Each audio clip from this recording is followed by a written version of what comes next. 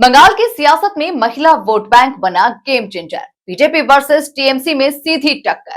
पश्चिम बंगाल की राजनीति इस बार एक नए मोड़ पर खड़ी है, जहां सबसे बड़ा मुद्दा बन चुका है महिला वोट बैंक और महिला आरक्षण बिल।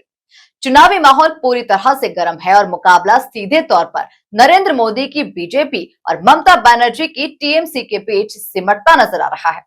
महिला वोटर्स तय करेंगी चुनाव का रुख।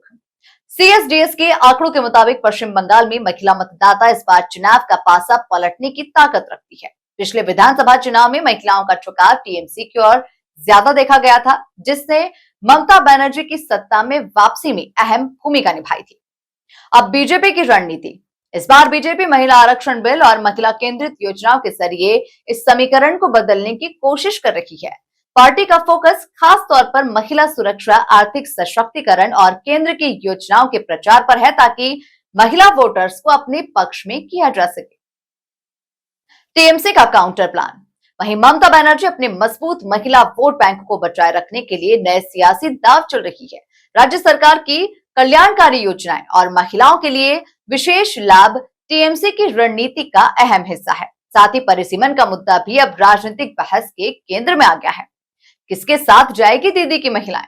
अब सबसे बड़ा सवाल यही है कि क्या इस बार भी बंगाल की महिलाएं ममता बनर्जी के साथ खड़ी रहेंगी या फिर बीजेपी के दावों और वादों पर भरोसा करेंगी। स्पष्ट है कि इस चुनाव में महिला वोट बैंक ही जीत हार का असली निर्णायक बनने जा रहा है।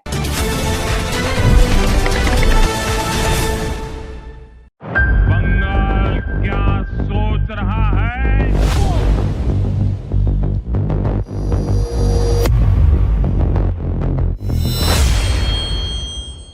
बंगाल की सियासत में इस बार मुकाबला सिर्फ पार्टियों का नहीं है, बल्कि नारी शक्ति बनाम नारी नैरेटिव का है।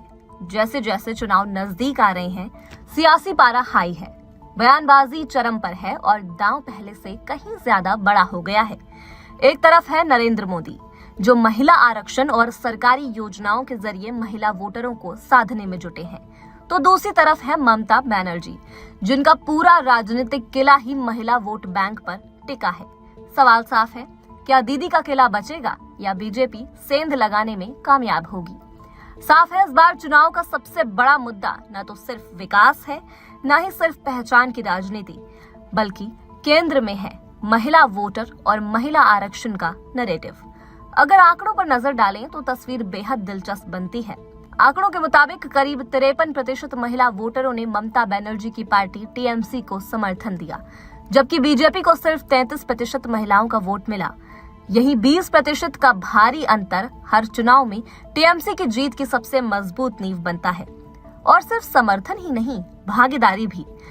2021 के विधानसभा चुनाव में महिलाओं का मतदान प्रतिशत पुरुषों से ज्यादा रहा, यानी बंगाल में महिलाएं सिर्फ वोटर नहीं हैं, बल्कि किंग मेकर बन चुकी हैं। यही वजह है कि नरेंद्र मोदी ने अपनी रैलियों में महिला आरक्षण बिल को सबसे बड़ा मुद्दा बना दिया है। बीजेपी का सीधा संदेश है, महिलाओं को अधिकार देने वाली असली ताकत वही है। उज्ज्वला योजना, शौचालय निर्माण, जनधन खाते और नल से जल जैसी योजनाओं के जरिए बीजेपी ने महिलाओं तक सीधी पहुंच बनाई है। लेकिन राजनीति में हर वार का जवाब होता है और ममता बनर्जी ने भी पलटवार में कोई कमी नहीं छोड़ी है। उन्होंने साफ कहा है कि उनकी पार्टी पहले ही महिलाओं को पर्याप्त प्रतिनिधित्व दे रही है। लोकसभा में 37.9% और राज्यसभा में 46% महिलाएं भेजने का दावा इसका उदाहरण है। इतना ही नहीं, दीदी ने अब बहस का फोकस बदल दिया है। उन्होंने परिसीमन का मुद्दा उठाकर बीजेपी के नैरेटिव को चुनौती दी है। उनका आरोप है कि महिला आरक्षण के नाम पर परिसीमन लागू कर लोकतंत्र की संरचना बदली जा सकती है, जिसे टीएमसी खतरनाक मानती है। अब बंगाल की राजनीति दो साफ धाराओं में बंट चुकी है। एक तरफ बीजेपी है, जो योजनाओं और महिला आरक्षण के जरिए नए महिला वोट बैंक को साधना चाहती है। दूसरी तरफ ममता बनर्जी हैं, जो अपने मजबूत और भरोसेमंद महिला समर्थक को बनाए रखने के लिए नए मुद्दे खड़े कर रही हैं।